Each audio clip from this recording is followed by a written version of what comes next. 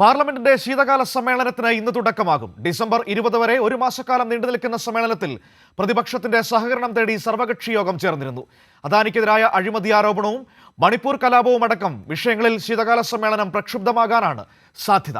അതേസമയം മഹാരാഷ്ട്രയിലെ വിജയത്തിന് പിന്നാലെ വഖഫ് നിയമ ഭേദഗതി കൊണ്ടുവരാനാണ് മോദി സർക്കാരിന്റെ തീരുമാനം.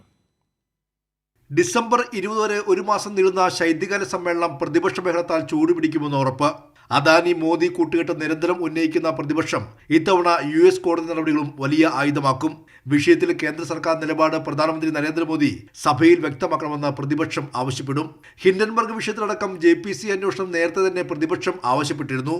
US കുറ്റപത്രത്തിൽ 2100 കോടിയോളം രൂപയുടെ കൈക്കൂലി പുറത്തുവന്നതോടെ പ്രതിപക്ഷ പ്രതിഷേധം ശക്തമാകും. മണിപ്പൂരിൽ കലാപം അവസാനിപ്പിക്കാൻ കഴിയാത്ത സാഹചര്യവും പ്രതിപക്ഷം ഉയർത്തും. നരേന്ദ്രമോദി മണിപ്പൂർ സന്ദർശിക്കണമെന്ന് പലതവണ പ്രതിപക്ഷം ആവശ്യപ്പെട്ടിരുന്നു. അതിനിടെ ശീതകാല സമ്മേളനത്തിൽ സർക്കാർ കൊണ്ടുവരുന്ന ബില്ലുകളും ശ്രദ്ധയോടെയാണ് പ്രതിപക്ഷം നോക്കിക്കാണുന്നത്. ഒരു രാജ്യം ഒരു തെരഞ്ഞെടുപ്പ് അടക്കം ആശയങ്ങൾ നിയമമാക്കാൻ അനുവദിക്കില്ലെന്ന നിലപാടിലാണ് പ്രതിപക്ഷ പാർട്ടികൾ.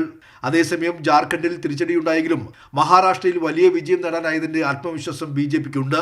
വഖഫ് നിയമ ഭേദഗതി നടപ്പാക്കാനുള്ള നീക്കവും ഇത്തവണ ഉണ്ടായേക്കും. ഭരണഘടനയിൽ വഖഫിന് സ്ഥാനമില്ലെന്നും സാമൂഹികമായ നീതിക്ക് എതിരാണിതെന്നും നരേന്ദ്രമോദി നിലപാട് വ്യക്തമാക്കി കഴിഞ്ഞു. സമ്മേളനത്തിന് മുന്നോടിയായി പ്രതിപക്ഷ സഹകരണം തേടി പാർലമെന്ററി കാര്യമന്ത്രി കിരൺ റിജിജു സർവകക്ഷി യോഗം ദില്ലിയിൽ വിളിച്ചിരുന്നു. അതിനിടെ കേരളത്തിൽ വയനാടിന് ലഭിക്കേണ്ട കേന്ദ്ര ധനസഹായം കിട്ടാത്തതിലുള്ള പ്രതിഷേധവും ആവശ്യവും MP മാർ ഉന്നയിക്കും. പാർലമെന്റ് സമ്മേളനത്തിന് മുന്നോടിയായി മുഖ്യമന്ത്രി പിണറായി വിജയൻ കേരളത്തിലെ MP മാരുടെ യോഗം വിളിച്ചു ചേർത്ത് രാഷ്ട്രീയ ഭേദമന്യേ ആവശ്യം ഉന്നയിക്കണമെന്ന് അഭ്യർത്ഥിച്ചിരുന്നു. കൈരളി ന്യൂസ്, ദില്ലി.